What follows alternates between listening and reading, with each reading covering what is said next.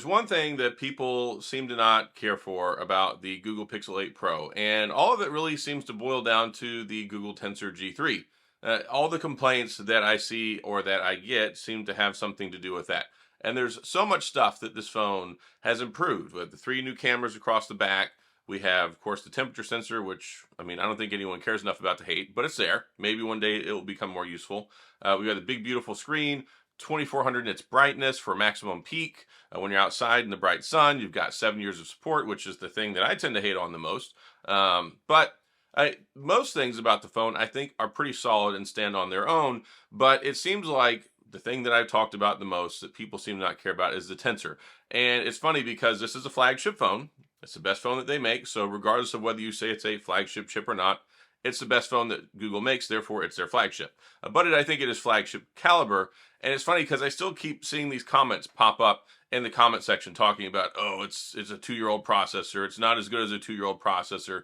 When in reality, people don't even look at what the chipset is capable of. All they look at is just a straight up benchmark number, which I think the benchmarks on the Google Tensor G3 are better than the Snapdragon 8 Generation 1 anyway.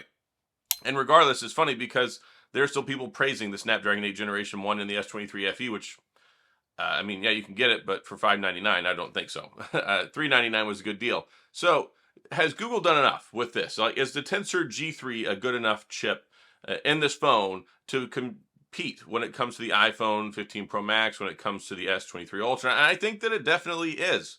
The thing is, when you take a look at this phone, you take a look at what it can do. You take a look at the continual updates that we keep getting, these new features that get unlocked as the phone has been out for a couple of months now.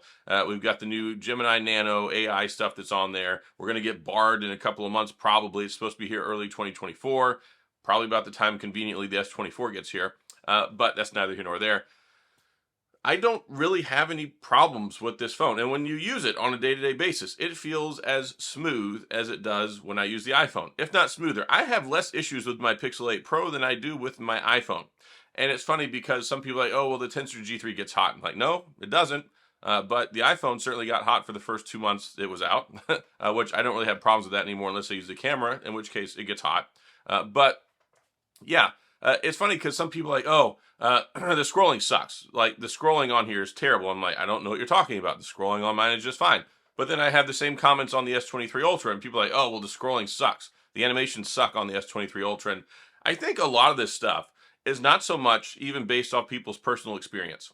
And I know some people's it is. I know some people, the modem doesn't work for you. I'm going to be honest with you. My modem on my Pixel 8 Pro works better for me than my iPhone 15 Pro Max. My iPhone 15 Pro Max cell coverage is crap. Like, I'm in my office, the Wi-Fi is terrible. I go out to eat lunch down the road. I've got 5 bars. I can't even pull up tweets because of the area that I'm in. And I think a lot of people misequate the network signal and the quality of your signal that you're getting from your carrier as opposed to the actual antenna in your phone. So I know in some places, yes, legitimately it doesn't work as well. There are different bands. Maybe people don't know this, but there's different frequencies all over the place that are used for overlapping coverage or for different phones or for different antennas. Like, there's legacy ones that have been out there. There's so many different radio waves floating around all over the place. You might just be in an area where yours locks onto one and it's not as good. But the thing is, I think across the board, the signal has been pretty good. The battery life is good. The power is good. I get about 7 hours of battery life out of mine. It's not quite as good as my S23 Ultra. It's very close to what I get with my iPhone 15 Pro Max, which of course that's better than last year. The iPhone 14 Pro Max was trash. So the thing is, when it comes to these phones, there's always something. Like, there were so many people last year like, oh, the iPhone 14 Pro Max is so amazing. Mine was trash. Like, I hated that phone. I got rid of it. I stopped using it. I did nothing but use it to make videos. That's all I used it for after about 4 months, because the iOS was so buggy, the battery life was terrible, it would get really hot all the time when I was recording, the screen would dim all the time, like, it just had so many problems. So using the Pixel 6, using the Pixel 7, using the Pixel 8 series, I've seen a big trend in an upward trajectory about the things that Google Pixel has fixed in their phones. And there are things that you can complain about. Like, this phone is not perfect.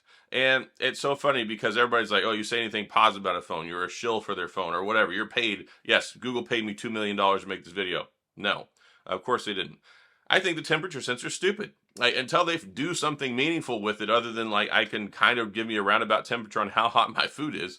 I mean, I wouldn't even trust this to check my son's temperature. He had 102-degree temperature yesterday. I'm not going to use this to check that. I don't think it's reliable enough. The cameras, I think, are really good. The AI stuff, yeah. Do I care that much about a lot of the photography stuff that you can do in there? No, I just don't do that stuff. And that's probably my biggest criticism when it comes to some of the AI stuff. So many people think that the AI on the phone just has to do with photos, like Magic Editor and Magic Eraser and all that stuff. When you look at the translation feature, when you look at like Google Translate, you can have real live conversations with other people and it translates it on the phone, even if you don't have internet.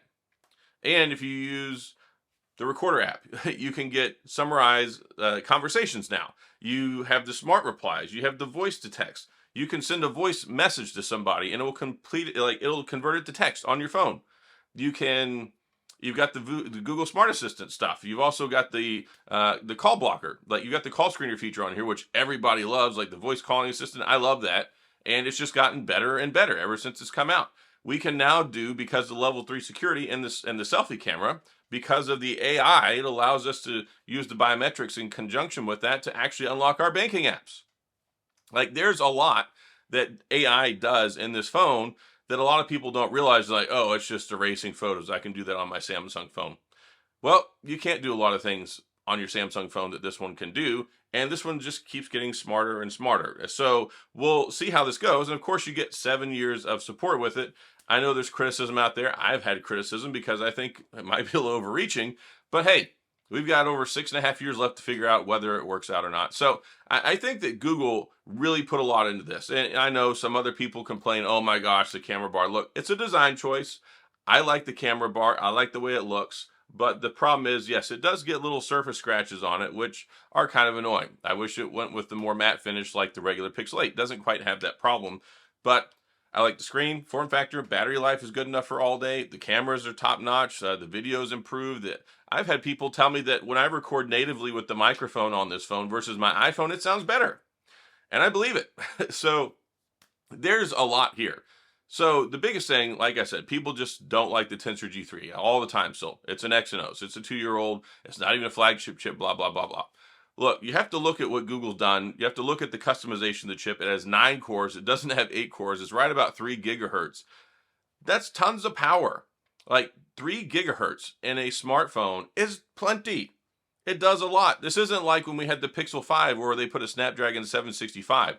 I threw a fit about that. I was like, this is kind of dumb. I don't really like this choice. This is not a flagship level phone. But then you take a look at this and where we've come since then and what you can do with it.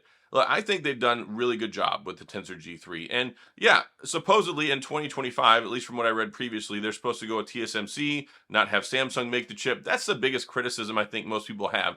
There's a lot of stigma out there when it comes to the Exynos chips and Samsung because historically, they're not good with heat management, they're not good with battery, and they're inferior to the Qualcomm Snapdragon chipsets. And I can agree with that. Like, I wouldn't want a standard normal Exynos chipset in my phone under most normal circumstances. And we've seen that with the S-series phones, with Samsung. They finally got all Snapdragon 8 Generation 2 this year. That's fantastic. Everybody was so happy. So the thought of them walking that back to the Exynos, I get it. There's some anxiety there. The S22 Ultra international version with their Exynos chip last year, I thought it sucked. I would feel gypped if I bought that phone. But that's not exactly the case here. Yes, Samsung Foundry did build this. They did use their 4nm process to build this, but a 4nm chipset, customized, designed by Google, built by Samsung.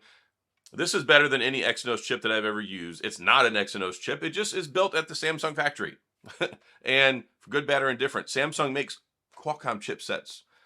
That's how they got the exclusive deal whenever the Snapdragon 835 came out. They were working with Qualcomm because TSMC couldn't build all of them. So Samsung said, all right, we'll build 50% of them. So Samsung even makes Qualcomm chips sometimes. And that's how they edged out the LG G6. And the LG G6 had to launch with the Snapdragon 821 because they couldn't get their hands on the 835 because it was exclusive. First priority launch on the S8. So look, a lot of people don't understand what goes into the development and the manufacturing of these chips and that the nuanced differences there are in between these things. But in reality, I think most people have had a pretty good experience with the phone. Every year, when I talk about Pixel phones, Pixel 6, there were a lot of complaints. Pixel 7, a lot of complaints. Pixel 8, hardly any complaints, like one or two here and there, but I get the same thing from iPhone. I get the same thing from Samsung. Like, nobody is ever 100% happy. Somebody's always nitpicky about something. And honestly, I think half the comments of negativity are from people who are just anti whatever phone they're using. I know there's a lot of people out there like, oh, it's funny. I'll make a video about a Google phone or a Samsung phone, and somebody will go, oh, Samsung sucks. iPhone's the best. And then I'll have one then on iPhone. Someone says, oh, iPhone sucks. Samsung's the best. People are crazy, yo. It's just how things go. So I think that the Pixel 8 Pro is a very good phone. I think the Tensor G3 is a very, very good chipset. I think it's going to be good for very many years. I'm looking forward to the other things that we get along the way that come along with it. But I know right now a lot of people are looking into this phone because it's on sale. You can get it like $200 off over at Best Buy and over at Google. And it's enticing. I mean, the phone is normally $999. It's $799 right now. That's a good deal. So I wanted to have this conversation because I think it gives people some reassurance that the phone is actually worth what people are paying for it. I think $799 is good. I didn't really like that they bumped it to $999. I criticized them for that, of course, because I criticize pretty much every company, which is probably I want to get invited a lot of places, which is fine. I don't care. The only thing I care about is my audience and making good quality videos. So I think that the phone's good. I think it's reliable. I think that it's an enjoyable experience that you don't need to worry about. And if you want to pick one up at $799, I think it's a good deal. Hopefully you can get some good trade-in. Check Best Buy, check Samsung. I've got a link in the description if you're interested there. And I'm going to sign out and go, I don't know, enjoy some sunshine and get some Dr. Pepper. So that's all I've got. If you have questions or comments, please go to the comment section. I'll do my best to get back with you. Let me know your experience.